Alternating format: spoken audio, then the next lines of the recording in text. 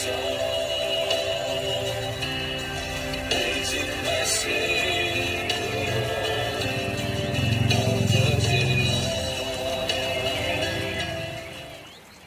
kita kali ini saya beri judul Wujud Disiplin Rohani, dan bacaan Alkitab kita terambil dari Lukas pasal yang ke-22 ayat yang ke-39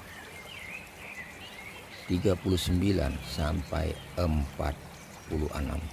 Kita akan membaca pada ayatnya yang ke-39 bagian A saja. Lalu pergilah Yesus keluar kota, dan sebagaimana biasa ia menuju Bukit Zaitun. Berapa lama saudara selalu menyediakan waktu secara rutin untuk bersekutu dengan Tuhan, berdoa setiap harinya? Ada yang menjawab, saya selalu berdoa selama 1 jam di pagi hari sebelum melakukan aktivitas apapun. Saya tidak sempat berdoa karena harus buru-buru berangkat ke kantor. Tetapi pada malam hari sebelum tidur saya sempat berdoa sebentar selama 15 menit. Maaf, saya tidak ada waktu untuk berdoa. Seharian harus menjaga toko, pulang ke rumah sudah sangat capek dan mengantuk dan sebagainya. Adalah tidak mudah membiasakan diri untuk berdoa secara kontinu. Banyak sekali tantangan dan godaannya.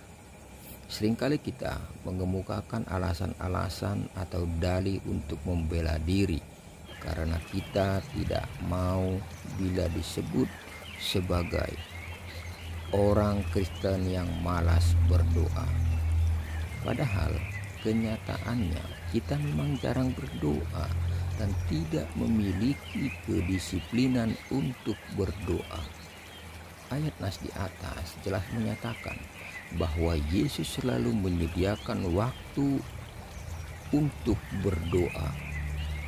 Kata sebagaimana biasa menunjukkan suatu tindakan yang dilakukan secara berulang-ulang ataupun rutin. Jadi Yesus selalu menyediakan waktu secara rutin untuk berdoa. Inilah yang disebut bersaat teduh. Saat teduh adalah waktu yang secara rutin kita sisihkan setiap hari supaya kita bisa bersekutu secara pribadi dengan Tuhan.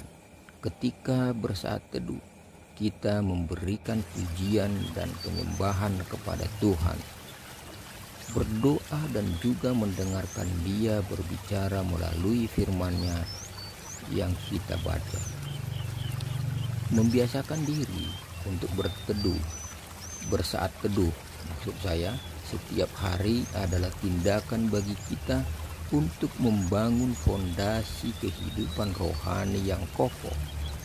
Alkitab menyatakan, setiap orang yang mendengarkan perkataanku ini dan melakukannya, ia sama dengan orang yang bijaksana yang mendirikan rumahnya di atas batu. Matius pasal yang ke-7 ayat 24 sampai 25. Adapun hakikat utama dari saat teduh adalah mendengar dan melakukan firman Tuhan. Sebab ada tertulis bahwa iman timbul dari pendengaran dan pendengaran oleh firman Kristus. Roma pasal 10 ayat yang ke-17. Maka dari itu kita harus menjadikan saat teduh atau waktu pribadi setiap hari bersama Tuhan sebagai prioritas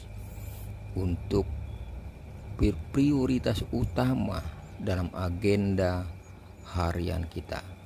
Bersaat teduh sangatlah penting bagi orang percaya. Pertanyaannya, sudahkah saudara mempraktekkan hal ini di dalam kehidupan saudara setiap harinya?